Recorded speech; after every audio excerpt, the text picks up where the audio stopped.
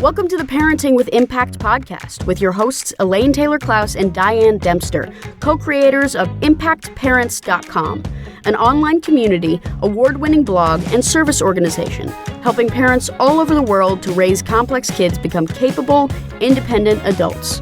Elaine and Diane are certified coaches with personal experience raising children with challenges such as ADHD, anxiety, and more, and extensive experience in guiding parents to raise their complex kids with confidence and calm. On the podcast, Elaine and Diane interview experts, bringing you cutting-edge information about your child's challenges, teach you real-life strategies to create lasting change, and demonstrate how coaching can guide you to parent your complex kids, one conversation at a time. For the essentials of Elaine and Diane's coach approach to parenting, download a free tip sheet at impactparents.com/podcast. Welcome to another episode of Parenting with Impact. I am so psyched to have a conversation with you because there is so much parenting with impact. I have mine too. Parenting with Impact. Here we are. There's so much going on in this space, and there's this topic we really want to talk about and share with people. Well, and it's funny because it's like I reached out to you the other day and I was listening to a podcast and was listening to another parenting expert talk. And they were shall be unnamed. Unnamed, no judgment. Everybody's got a good stuff. You know, everybody's great. Everybody's got their stuff. Everybody's got their stuff, right? It's this sort of thing. And it really hit a nerve with me because I hear parents in our community all the time coming to us and saying, okay, so they told me to do this thing and it totally didn't work and I don't know what to do. And I feel like I'm judging myself because I must have done it wrong because this other expert said, it'll work. Just do it. Just be consistent. Just whatever. Right. Right. In my world, consistent is a 4-letter word. Oh yeah. I no hate kidding. The word consistent. Well, and that was part of what I kind of wrestled with because they're like, you got to do this and you've got to do it consistently. And I'm like, it's a yes and. It's a yes and, right? It's just sort of, even for me, things are hard to do consistently. And there's lots of reasons. Sometimes consistently may not be like, you and I talk about flexible structure. Structure is really important, but if it doesn't have a bend to it, the bridge is going to fall down, right? You got to be able to dance with what's happening in the moment. So the bottom line part of this conversation that I would really want to talk about is consequences, right? Okay. And we talk about the difference between consequences and punishments and the importance of consequences and all of these sorts of things. So I want to kind of have us riff a little bit on this because absolutely consequences are a powerful tool that you can use when supporting your kids and changing their behavior. But I can't tell you how many parents all the time are like, I've taken away everything. And they're not changing their behavior. So I was listening to a podcast. Yeah. And what they were saying that I really liked was, she said, when you have a consequence, the consequence assumes something's already gone wrong, right? Now, maybe natural consequences, if we can look to what goes well or what doesn't, but a consequence starts to assume that there's a problem. And really what you just said, Diane, what we really want is to be able to support our kids. So if we anticipate and we set expectations in advance, then we're in a place of agreement and navigating with each other instead of, is it another word for a punishment? Right. Well, and so let's start there for a second. The difference between a punishment and a consequence in our language, right? It's just sort of a consequence is something that's agreed to in advance and is clearly understood by you and by your kid, right? It's just sort of, they understand. A consequence, I would say, is something that's agreed to in advance, but it's an outcome. It's something that happens if something as a response to something else. Well, and there could be a positive consequence and there could be a not so favorable consequence. I don't want to use the word. But I'm going to wait. I use positive, but not negative. But you know what I was trying to be nice. Not so favorable was a nice word. Not so favorable. A favorable consequence and an unfavorable consequence, right? I love that, actually. And I think that's one of the things to think about is some of you have kids who respond better. We call it the carrot or the stick. Some of these kids respond better to the carrot than they do to the stick. So especially if they've been part of identifying what that carrot is. Right. Right. So if important piece, when you finish your homework, you can get some ice cream is a consequence that's in the instance I just gave was one that the parent put forward rather than agreed to by the kid. A collaborative one might be, what do you want to do to celebrate when you finish your homework? And the two of you agree together that there's a consequence at the end that's a positive consequence. And because some people react to the sugar of the ice cream. I remember one time when my daughter negotiated with her school teacher that after she finished writing assignments, she got to do a Sudoku in class. Yes. Because that was a reward to her. Right. Well, and so just know, and we could talk for hours on this topic, but what we're keying into is motivation, right? And it's this sort of, these kids need to be genuinely interested in something in order to change a behavior or do an action or whatever else. And so favorable consequences, motivators, are things that you can use to help your kid to change their behavior. Now let's shift a little bit and talk about unfavorable consequences, because that's really what I was on my rant about. And the difference between a consequence and a punishment. So we said, if the child knows in advance, and I said specifically, they understand it, right? It's just sort of, they understand what's going to happen. So I want to go there real quick before we go into the other piece, because that's what's so key, is that it's when you set an expectation in advance and you communicate it so that you both understand it. And that's the piece that we may have an expectation that their kids may not be really clear what we expect, or we may have kind of, they know the expectation, but we haven't communicated and said, okay, here's what's going to happen and here's what the result will be. So part of the appropriation or appropriateness of consequences or punishments or whatever we're going to get to starts before the event ever happens. It starts with prepping for it before you're reacting to it. Well, and I think the other piece of it is not just do they know it in advance, but are they aware of it in the moment, right? And then a lot of times we expect, last week they said that they would do it, and we expect our kids with working memory challenges to remember, which doesn't often happen. And so a reminder at that point to something they already have an awareness of is way more effective than in the moment saying, well, if you don't do this, then that's going to happen, because that becomes a threat. Right. Well, and I think that that's an important piece of it, because at that minute we use it as a threat to sort of, hey, you better behave or I'm going to take your phone away. Right. It throws us into a trigger, right? And so then you're dealing with a triggered kid. We're already having kids that are having a hard time executing on agreements, right? So there's so many moving pieces here. Wait, hang on a second. Right? I know. So consequences, agreements, right? So parents all the time say, well, I have a tech agreement. My kid has agreed to go to bed at 9:00. Get off the computer. Have they really agreed? Well, they agreed. Maybe they even agree. Maybe you even have buy-in, but that doesn't mean they have the executive function to follow through on the agreement, right? It's just sort of, so many times parents put agreements in place or consequences in place, and we're setting our kids up, because how many 10-year-old kids do you know that are hot in the middle of watching some video on YouTube can just go, oh, wait. Oh, okay. It's 9:00. Mama, was that you that called? Let's get off the computer, right? It's just sort of, it just doesn't happen. They need help to change the behavior. They don't just need an agreement. They need more than that.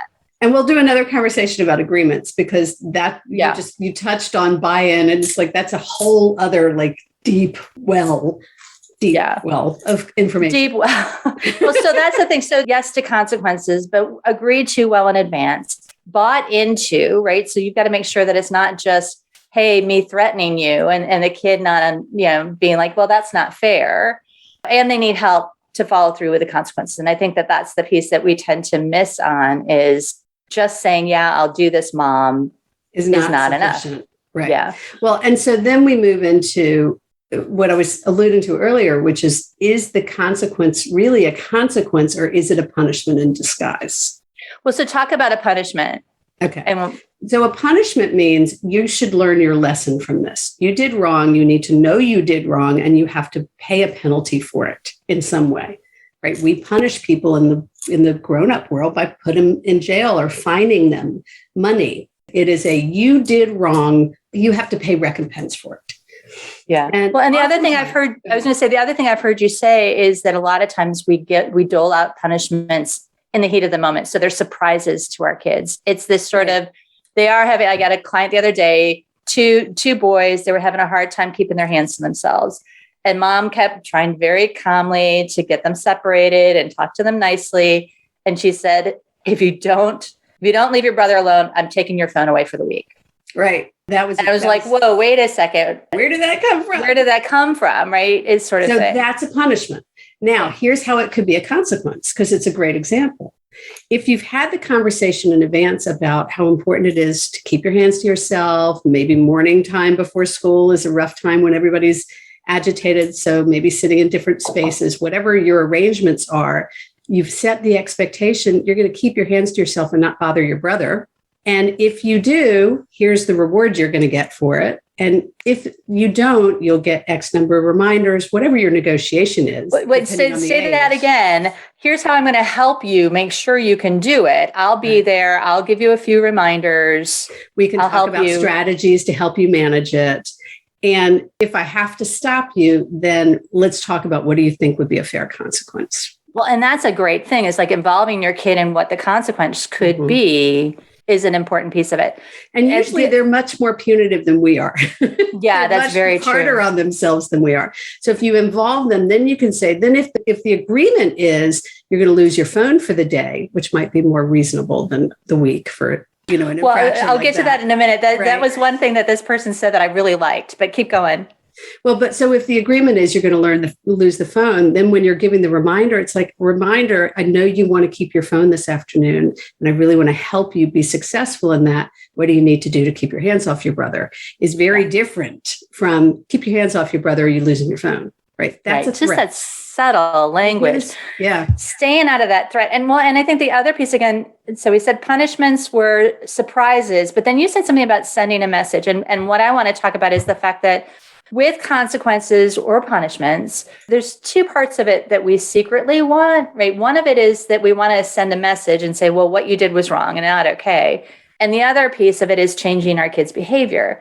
And parents get kind of caught up in trying to do them both at once. And so we think, if I take your phone away for the week or for the day or whatever you end up doing, that suddenly, miraculously, that's going to make it easier for your child to change his behavior the next time. And this is a kid who's having a hard time. Well, and he's probably developmentally struggling with the executive function of doing that behavior, especially if he doesn't have a good reason to. Yeah. Right. So yes, send a message, right? It's sort of, if you've got a kid who's hitting his little sister, some sort of agreed to consequence to, send the message that hitting is not okay, is nothing wrong with that. And if you're expecting that to be what changes his behavior or her behavior, it's not enough, right? They're going to need help. And so I think that that's the piece of it, is that we get stuck as parents. We think, okay, I got to make the consequence even worse and worse and worse and worse, hoping that suddenly, if it's terrible enough. So let me segue on that for a minute. This is really, one of the things I really liked about this is we tend to put a consequence in place that's long, right? It's just sort of taking your phone away for the week. Right. And what this person was talking about was the fact that if the phone is your leverage, it's the one thing that they're hanging on to, and you can use it as a reward or a consequence, and suddenly it's gone for a week, a lot of times you lose your leverage. And so then it's like this sort of, you're stuck without a tool to help your child change their behavior. And for most of these kids, taking their phone away for a week is not going to be much more for them, more dramatic for them than it would be for taking away for 3 hours or for 24 hours or for the next day. The first few hours of the time, they're going to be really, really, miffed about it. Yeah. So make sure, and they always say consequences should be, what's the word? Equal, right? It's just sort of, it should equal the crime. With the commensurate. That's the word, problem. Right? Yeah. And the reality is that what's the goal in commensurate, right? What are you really trying to do?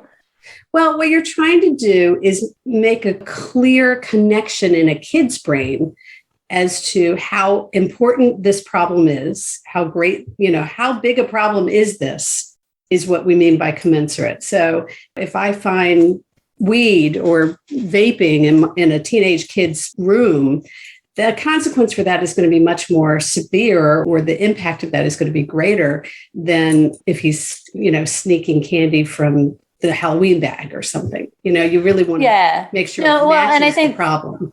And again, it's this sort of, if we're hell-bent, for lack of a better word, on getting the consequence to help them change their behavior, we're going to be looking at it very differently than if we're going, okay, I want to send a message here, right? It's this sort of, parents will say, well, if I do this for the candy bag, they're going to go back for the candy bag again. It's just sort of, they're lumping them together. that's where we go back into this issue of, is it a consequence or is it a punishment? Yeah. Right. So the best consequences by far are the natural consequences. And we often don't get to those really until kids become teenagers. Well, and not only that, but we also expect that the natural consequences are going to change the behavior, right? It's just sort of, how many times do parents say, well, should I just let my kid fail his classes and then he'll figure it out? If he knew how to figure it out, he probably wouldn't have failed his class. Right? Yes, exactly. So the natural consequences, again, two parts, sending a message and changing the behavior, right? So natural consequences may be really good at sending a message because it's something that happens automatically or outside of us, and they still may need help. It might be enough to get their buy-in to go, whoa, I don't want this to happen again. Mom, will you help me? Dad, will you help me? That sort of thing. I'm thinking about a client I worked with a number of years ago we were working on how do you do this? And she had a teenage child. I can't remember if it's even a boy or girl. And they only lived a mile away from school. And the problem was getting to school and, having to drive. And I can't remember all the details of it. But what happened was there was this one day they had an agreement, communicated in advance. Everybody was bought into it. And the kid didn't get up and out the door, and the mom wasn't home. And the mom was like, I guess you're going to have to walk to school today. And it wasn't a punitive thing. It was just, I'm really sorry this happened to you. The mom stayed in a place of compassion and understanding. And it was enough to help that kid figure out, what do I need to do to get up and out of the door? Because they didn't want to miss school, right? That creates this whole other cascade of challenges. But when the mom stopped rescuing the kid was able to take some accountability and start working with the mom to change the behavior. Well, I was going to say, working with the mom on changing the behavior versus just expecting the mom to take care of it all, which is different. It's not like they magically the next day started getting up on their own every day for the rest of their life. No, that sort of thing. But that goes back to what I was saying earlier, which is it's really about support. Our job is to support them in learning how to manage themselves. Mm-hmm. And so we want to do that from a constructive way that empowers them to want to manage themselves, and not in a way that makes them feel like it doesn't matter what I do, I'm always going to get in trouble and it's never going to make a difference. So let's go that direction for a second, because the other thing that I noticed with parents is that the interplay between consequences and triggers. And how many times do we as parents want to punish our kids or have consequences for triggered behavior, right? So the same, I'm going to go back to the same parent whose kid couldn't keep their hands to themselves, really was upset with their brother. And it was like this sort of, if you can't stop being triggered, if you can't stop being upset, then you're going to be punished. Like it was clearly a punishment sort of thing. So back to the other podcast I was listening to, they made the distinction between tantrums and meltdowns. And I went, oh, yeah. Right. And this, what you're describing this is not a misbehavior. This is a reactive behavior. And that's different. And the reactive behavior needs support, not punishment. Right. Yeah. Well, and I think that's the piece of it is that, how many times do we, when our kid is triggered, try to put a consequence in place to try to get them to unravel from their trigger? This is a kid who's super upset. Right. Stop yelling at me. You can't call me that name. If you yell at me again, you're going to lose a privilege. It's a sort of, when somebody's triggered like that, their ability to calm down from a threat is going to be completely different than if they, are supported in calming down. And then you have a calm conversation about why the behavior wasn't okay. So I had a really interesting example last week. A client of a teenage boy, 13, 14, who's got some explosive behavior challenges, a really complex kid, really difficult communication dynamics. And the mom was working with her therapist who said, it's time to put boundaries in place. You have to put boundaries in place. And so the therapist gave the mom something to say, and the mom came to me and said, if I say this, he's going to blow. I mean, it's not going to make it get better. And it really could have unraveled a year and a half of work that we've done, kind of slowly moving the needle, improving the dynamic, changing the tone of the home. And so we had a conversation about, yes, it's appropriate to put a boundary here. Let's talk about how to put this boundary in place. Let's talk about how do you communicate with him? Where's the collaboration?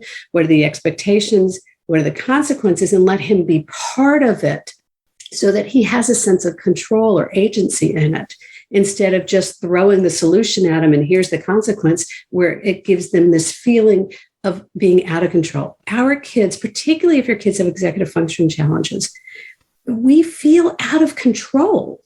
And so what we as parents need to do is to help our kids begin to feel the goodness of what it feels like to exercise control or agency, instead of just constantly giving them another opportunity to feel out of control, because that's where they get depressed or, Well, and I think that's the piece of it is, again, it's just sort of our ability to self-regulate, right? Most of us, let alone our kids, when we're really upset, if somebody comes in and says, if I was really upset and was having which is a tantrum meltdown, I was having a meltdown. Right. And somebody said, Diane, if you don't stop melting down right now, or then I'm going to take away your computer, right? It's a sort of, but I can't control my meltdown. I don't know how to control my meltdown. It's like this sort of, you're offering, it's like, it's just unmanaged. The kid can't do it, right? And it's not on top of it, expectation.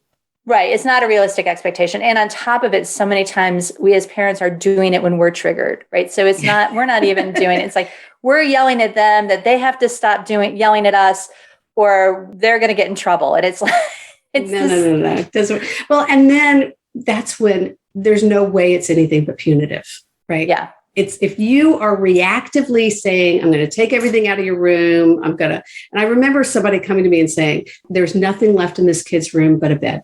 Yeah. Right. That's not how we want our kids to be in the world. Right. Well, he can't not destroy anything. Okay. Well, what might be not important for him? I mean, what if he does destroy some things while he's learning to not?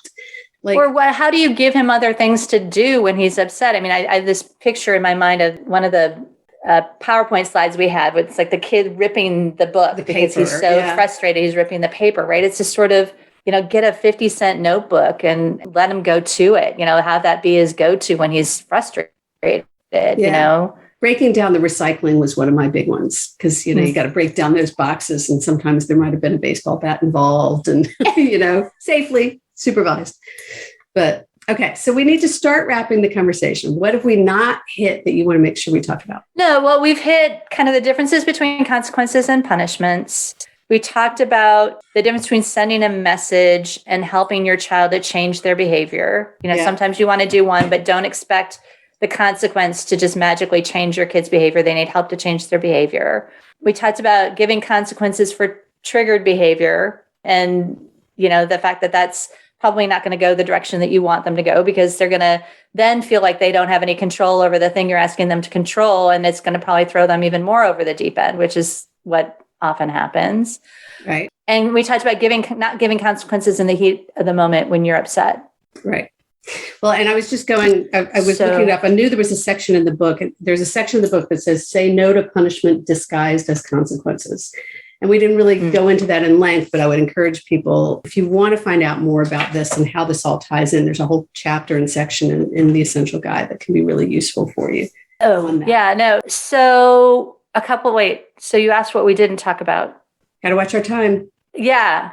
So the last thing, right? Yeah. Stop participating in the argument with your child about the consequence, right? It's just sort of, if they're upset, and they're sitting there going, but no, I don't want to lose my this. I don't want to lose my that, and then you've agreed that that's what the consequence is going to be. And you had their buy-in, follow through with the consequence. And then the next day say, okay, wait, it sounded like you're really upset with the agreed to consequence. What do we need to do to change that so that you understand that I'm not going to change my mind? Well, and so here's what I would add to that is that if they're upset about the consequence, instead of getting defensive and saying, well, this is what we agreed to, that's your chance to get on their team and come to them with compassion. The beauty of setting a consequence in advance, I often say you get to let the system be the bad guy, and you get to be the compassionate member of their team. So it's like, I'm so sorry that you have to live with your phone today. I know that's really disappointing for you.